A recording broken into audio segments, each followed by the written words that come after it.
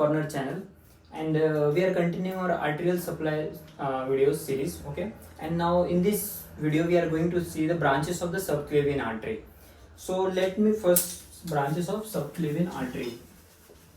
Subclavian artery. Okay. So in previous video we have seen subclavian artery arises from where. Let me show you once again in short diagram. So heart, from heart we know what arises is the aorta, then ascending aorta, then ascending arch, and then the descending aorta, right? From ascending aorta, from the arch of aorta, that means from there here, which branches arises? One is brachiocephalic trunk, one is common carotid, that is left common carotid, and one is left subclavian, right? As this brachiocephalic trunk further divides into two, that is right common carotid and subclavian, that is subclavian, that is right subclavian. So at left side, this subclavian arises directly from arch of aorta, but on right side it arises from where it's brachiocephalic, from this brachiocephalic trunk, okay, that is BT. I will denote it shortly BT. So on right side it's arising from brachiocephalic trunk, okay, but on left side it directly arising from arch aorta. So we are going to discuss these branches of subclavian artery now, as we have done in previous video about the external common carotid artery, which is the branch of what this common carotid artery will further divide into external carotid artery and internal carotid artery, right? We haven't discussed yet the internal carotid artery. We have discussed external carotid artery. So we will discuss this internal carotid artery in our previous further videos. But now we are going to focus on subclavian artery, which is present on both right and left side, right? Now let's see. Now this subclavian artery, as I told you, this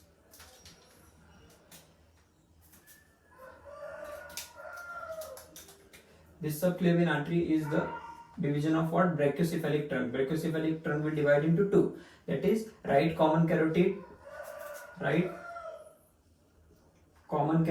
artery and subclavian artery, right? This is subclavian artery. Okay, so we are going to focus on this part. Now first of all, before proceeding, I will tell you that this subclavian artery once crosses the first rib, when crosses the first rib, okay, first rib, this becomes axillary artery, okay, what we called it as axillary artery. So this is some landmark which we need to understand. That means when subclavian artery crosses the first rib here, subclavian artery when crosses the first rib, that artery is named as axillary artery, okay. But we have in this topic, in this video we are going to see the branches of subclavian artery, okay. So now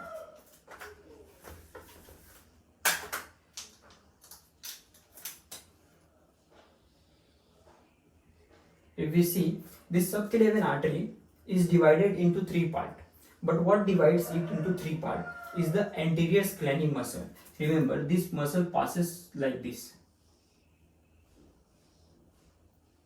anterior scalene muscle, and below that is the subclavian artery, okay. So this muscle is dividing this subclavian artery into three parts. The first part is before this anterior scalene muscle, the second part is here, and the third part after this anterior scalene muscle, right? So first, second and third part. Now we will see which are the branches arising from the first part, which are the branches which is arising from the second part, and which are the branches which are arising from third part, okay.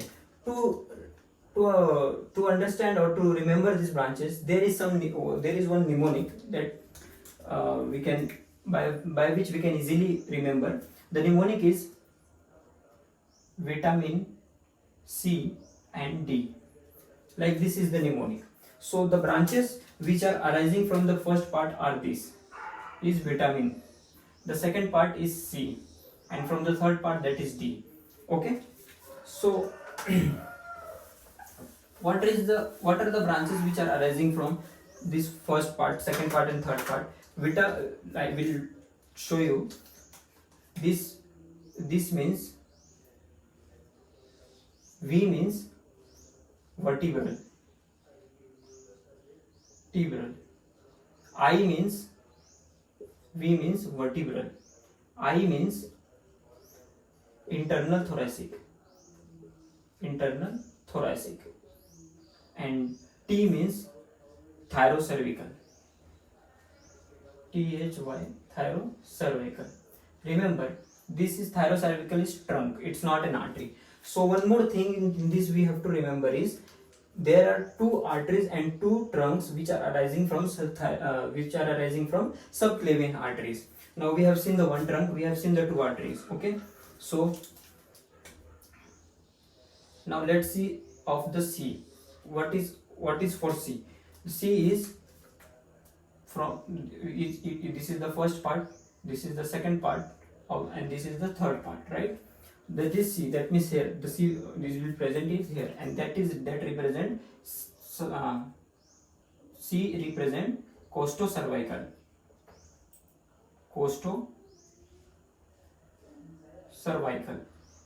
and this is also trunk. So I told you before only there are two arteries and two trunks to be remembered. It's easy. In first part there are three arteries which are coming. From second part there is one artery, that is costocervical, its trunk, that is costocervical trunk. And remember this D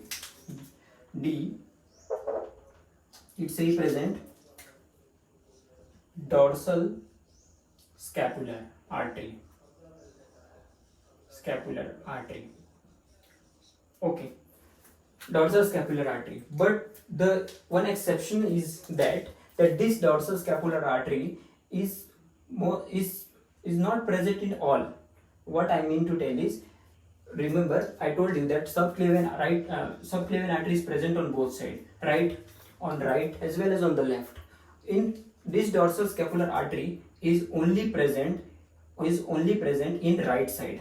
Remember this, I told you this subclavian artery will divide into three parts, right?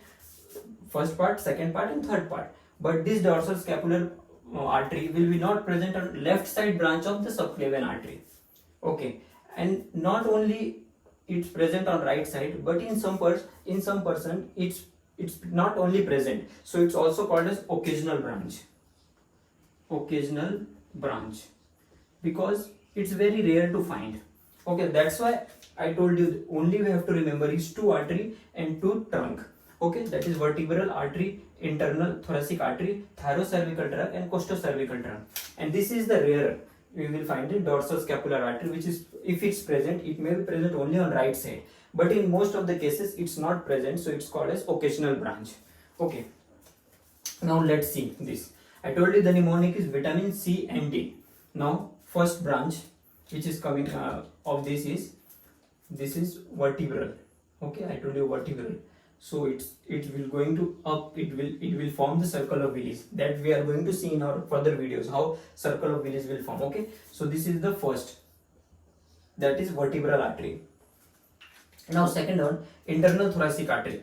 Okay, internal thoracic artery will move downward, but remember there is two more branches for this internal thoracic artery. And what are these branches of internal thoracic artery? The first branch is called as the superior epigastric,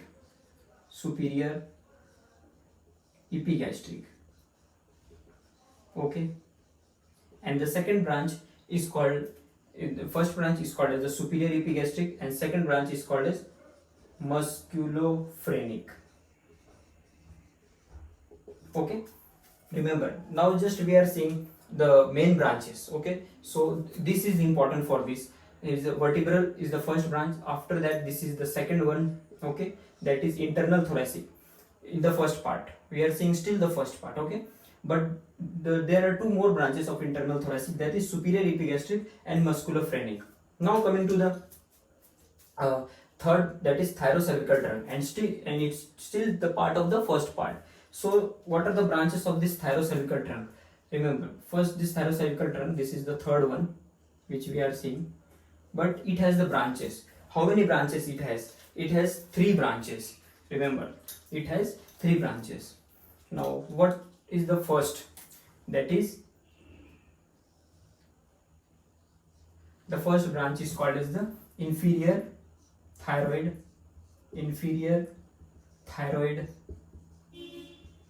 artery. Remember, I told you superior thyroid artery, that is the branch of external carotid artery, which was the first branch of external carotid artery, right?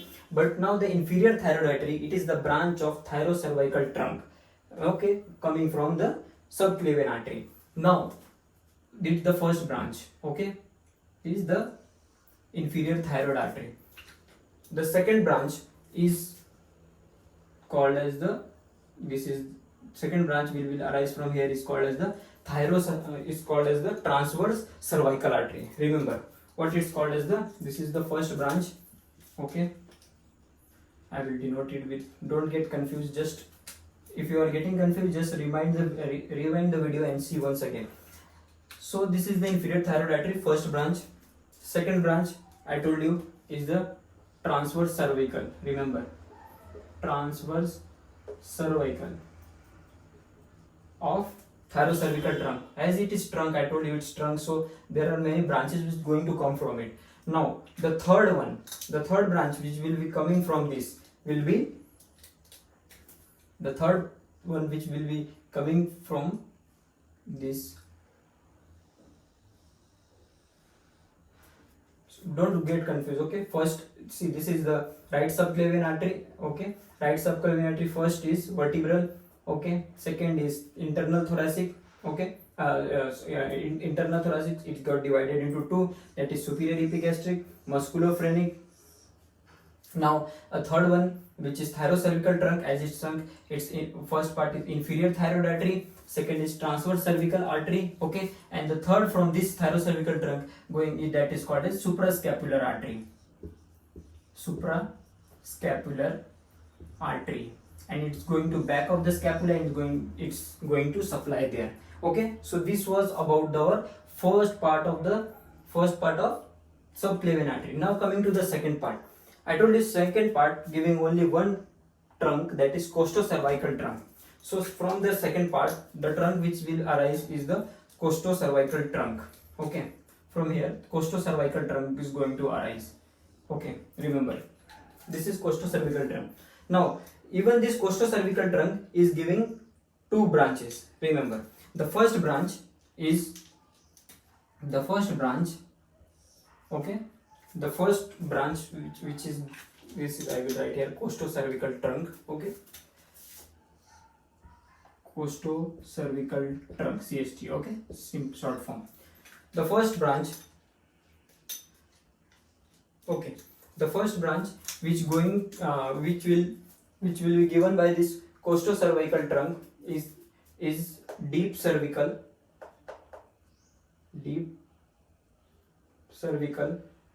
artery, okay, deep cervical artery. And the second branch will be superficial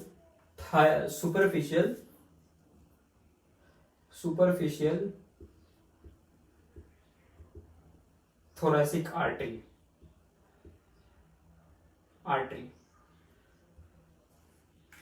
Sorry, it's not superficial, it's superior thoracic artery, okay. It's superior thoracic artery, okay. So we have got this now, costocervical trunk, and I told you, as this dorsoscapular is occasional branch, so most of the time it will be not present. Now to simplify, don't get confused, I will just keep this vertebral. Internal thoracic has how many branch? Internal thoracic has how many branch? Is 1 and 2, okay. Thyrocervical has 3 branch, okay. Costocervical has 2 branch. Remember, so internal thoracic has which branch? Superior epigastric, musculophrenic, superior epigastric artery and musculophrenic, right. Thyrocervical has how many branch? 3 branch. Which are they? This first, this one, inferior thyroid, okay. Second one is the transverse cervical, and the third one is suprascapular, that is suprascapular. Okay, don't get confused. Now costocervical trunk, this has two branches. Which are these branches? Superior thoracic or artery and the deep cervical trunk. Okay, superior thoracic artery and deep cervical trunk. So this is the branches of this subclavian artery. Now this subclavian artery will move, it will cross the first rib. Okay, it will cross the first and it will become axillary artery. So in our further videos now we'll see the branches of this axillary artery. Okay, and if you are getting confused, just rewind once again the video, and again if you are confused, just comment in the comment box whatever your confusion. I will try to solve it. And thanks for being with me and watching this video. If you like, just share with your friends, comment, and please don't forget to subscribe. Thank you.